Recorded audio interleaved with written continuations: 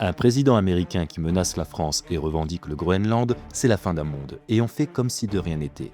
Ce soir, sur Info et Résistance, on plonge au cœur de la stratégie de Donald Trump qui joue sur la peur pour contrôler le Groenland et redessiner l'équilibre des puissances entre les États-Unis, l'Europe, la Chine et le reste du monde. C'est l'analyse inédite croisée de Jean-Luc Mélenchon et de Jean-Noël Barrot que nous vous proposons sans filtre ni langue de bois. Derrière les menaces de taxes, les provocations publiques et les avions militaires qui se posent au Groenland se cache un plan beaucoup plus large de contrôle des routes maritimes et d'asphyxie géopolitique. Face à lui, une Union européenne qui parle d'autonomie stratégique, de traités, d'OTAN, mais que Jean-Luc Mélenchon juge profondément divisée et vulnérable. Dans cette émission, nous allons décrypter ce basculement historique, comprendre pourquoi il est comparé à la fin de l'URSS et voir comment cette prise pourrait malgré tout ouvrir la voie à un véritable non-alignement français. Alors, restez avec nous. Un président américain qui menace d'imposer de 200% de droits de douane les vins et champagnes français, qui veut imposer la paix par la force, qui revendique le Groenland, qui, on va dire, se moque du chef de l'État. Ça n'est plus un allié, c'est un adversaire. Quel mot vous mettez sur la relation aujourd'hui entre la France et les États-Unis ? C'est difficile à trouver parce que c'est un cas absolument inédit. Ce qui est certain, c'est que nous sommes dans un bouleversement, un basculement de l'histoire. Et moi, je pronostique que, compte tenu de ce que je vois, les menaces sur 5 pays, dont la Chine, ce conseil pour la paix, qui est une espèce d'international obligatoire qui pourrait se transformer en alliance militaire mondiale qu'il propose, tout ça fait que il ira plus loin, c'est une certitude. Et je pense que le résultat sera aussi important pour les relations internationales que l'a été la fin de l'URSS. Parce que réellement, c'est la fin d'un monde en ce moment-ci. Alors, pour nous, comme toujours, les crises, mais ça, je pense qu'on sera d'accord pour dire que les crises sont aussi des opportunités de reconstruction. On peut donc, nous les Français, s'avancer et être en quelque sorte une avant-garde du non-alignement, peut-être mettre à l'ordre du jour la vraie lutte qui compte, celle contre les conséquences du changement climatique. Moi, en tout cas, c'est ça que je souhaite. Qu'on utilise comme une opportunité la crise que déclenchent les Américains. Je voudrais qu'on rentre dans un cas concret, la situation au Groenland. Regardez cette photo que Donald Trump a postée sur le site de la Maison-Blanche. C'est une photo qui a été truquée avec de l'IA. On y voit un Donald Trump venir planter un drapeau américain au Groenland.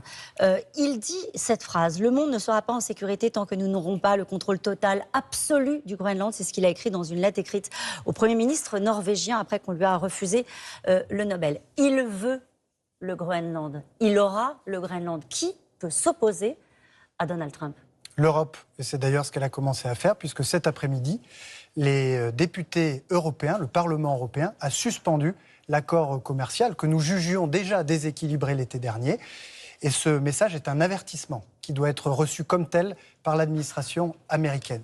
Et si les menaces, si la coercition devait se confirmer, alors l'Europe en tirerait toutes les conséquences. Et la Commission s'y prépare et elle dispose de moyens très puissants pour le faire. Il faut mettre des mots sur ces formules, pardon, en tirera toutes les conséquences. Est-ce que ça veut dire que la France, à ce compte-là, défendrait ce qu'on appelle le bazooka commercial, l'idée de mesures de coercition à l'endroit des entreprises américaines ? Alors d'abord, quand on veut dissuader une menace, on ne met pas toujours des mots sur les instruments qu'on utiliserait. On fait preuve de résolution et de détermination. Ensuite, oui, cet instrument anti-coercition a été conçu en 2023, et notamment par la France, pour permettre à l'Europe de dissuader toute menace d'où qu'elle vienne et quelle qu'en soit la nature. Et donc nous n'hésiterons pas, évidemment, à prescrire, à recommander son utilisation. Mais l'objectif premier, c'est évidemment d'amener l'administration américaine à revenir sur ses décisions en lui rappelant qu'elle a un besoin absolument vital de l'Europe. Puisqu'aujourd'hui, les grandes entreprises du numérique, les géants du numérique, eh bien, font 50% de leurs profits en Europe. Oui. Et aujourd'hui, c'est en grande partie l'Europe qui finance l'économie et le budget américain. Vous y croyez, Jean-Luc Mélenchon ? À la force de frappe de l'Europe, qui dit on va revenir sur le traité sur les droits de douane. Là, on est engagé dans un bras de fer. Je suis en face du ministre des Affaires étrangères de mon pays. Je tâche de faire en sorte que ça se passe bien pour nous, les Français d'abord. Mais regardez bien, cette affaire de Groenland, il y a il y a 2 aspects à voir. Un, la terre de Saint-Pierre et Miquelon, qui est dans l'estuaire du Saint-Laurent, a le même statut que Saint-Pierre et Miquelon, ainsi que la Polynésie française, ainsi que Wallis et Futuna, ainsi que la Calédonie Kanaki. Donc nous sommes très directement intéressés, compte tenu des fronts de guerre qu'organise M. Trump. Je pense à tout ce qui est en Asie du Sud-Est, en particulier la partie, la Nouvelle-Calédonie, Kanaki, et la Polynésie française. Tout ce Il qui pourrait se trouve faire la là-bas. même chose qu'avec le Groenland, c'est ça que vous dites? Bien sûr. Donc, il faut avoir un coup d'avance. Et je propose que pour le coup d'avance, c'est une idée que je vous propose, on vote que les territoires associés, parce que c'est leur statut à ces territoires-là, ils n'ont pas le même statut que les dom-toms, soient considérés comme territoires de l'Union européenne. Pourquoi? Ils le sont, de facto, juridiquement en tout cas. Pourquoi? Parce que quand on a posé la question à Mme van der Leyen, est-ce que le Groenland est vraiment européen? Alors elle regarde en l'air, elle ne répond pas. Non, il faut répondre oui, oui, absolument. Et donc on pourrait avoir, si vous voulez, une sorte de vote solennel qu'on aurait dans le Parlement européen sur ce dossier-là. De même que nous pourrions avoir la discussion au Conseil de sécurité sur le Groenland. Nous, les Français, on est membres du Conseil de sécurité, donc on peut dire on va avoir cette discussion.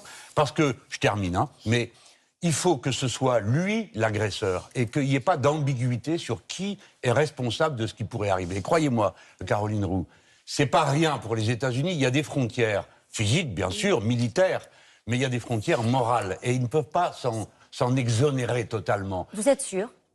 Parce que c'est de ça dont on doute aujourd'hui. Pourquoi je vous pose la question? Mais il le fait exprès, Caroline Roux, il le fait exprès. Il veut qu'on doute du fait qu'il est capable d'aller jusqu'au bout pour qu'il n'ait pas besoin de nous forcer et qu'on lui cède. Des avions militaires américano-canadiens arrivent ce soir au Groenland pour participer, soi-disant, à des activités prévues de longue date. Est-ce qu'il y a encore des verrous, comme le dit Jean-Luc Mélenchon, morale, ou est-ce qu'il y a un risque d'affrontement militaire au Groenland avec les États-Unis? Il y a évidemment des verrous, puisque notre analyse, Jean-Luc Mélenchon, c'est que le Groenland, étant un territoire européen, est couvert par la solidarité que se doivent les membres de l'Union européenne au titre de l'un des articles du traité de l'Union européenne. 42.7. Par ailleurs, le territoire groenlandais est également couvert par la protection de l'OTAN. Et donc, pour ces deux raisons, la solidarité européenne est requise. Et il n'aurait aucun sens pour un membre de l'OTAN d'aller jusqu'à porter atteinte à l'intégrité territoriale d'un autre membre de l'OTAN. Est-ce que l'Europe est forte? Donald Trump, dès qu'on lui pose la question, il dit de toute façon, ils vont plier. Ils plieront, les Européens, parce qu'ils sont divisés, il le sait, et parce que l'Europe est faible. Non, l'Europe est beaucoup plus forte que certains ne le croient. Il faut évidemment qu'elle accélère cette mutation qu'elle a amorcée il y a quelques années sous l'impulsion française, parce qu'au fond, c'est une idée française que celle de l'indépendance et de l'autonomie stratégique pour s'affirmer comme une grande puissance démocratique et une grande puissance qui affirme ses intérêts.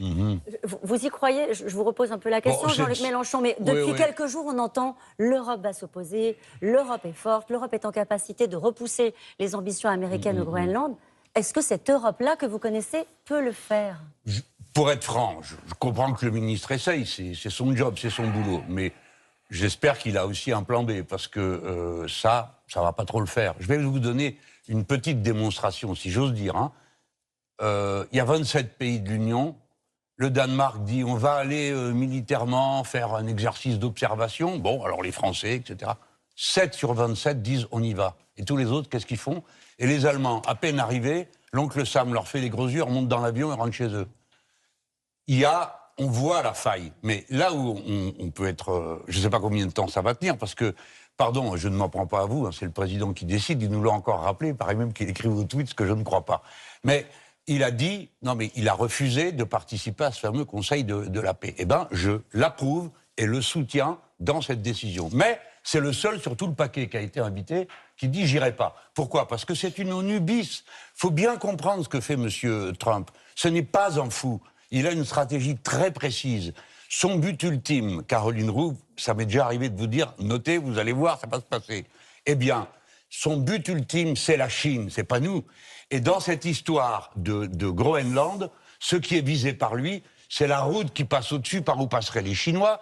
Et ils veulent se positionner sur le Groenland parce que dans le détroit de Bering, les eaux territoriales se touchent. Donc, il lui faut choper les gens avant. Et sur la planète entière, ils sont en train de couper les routes éventuelles des Chinois. Ça a été Panama, c'est le détroit d'Aden, c'est l'entrée du détroit d'Ormuz, c'est leur ligne, morceau par morceau. Et avant qu'ils y arrivent, il faut qu'ils mettent à genoux l'Europe et l'Amérique latine. En Europe, ça résiste. En Amérique latine, ça résiste. Mais personne ne peut dire jusqu'à quel point ça tiendra.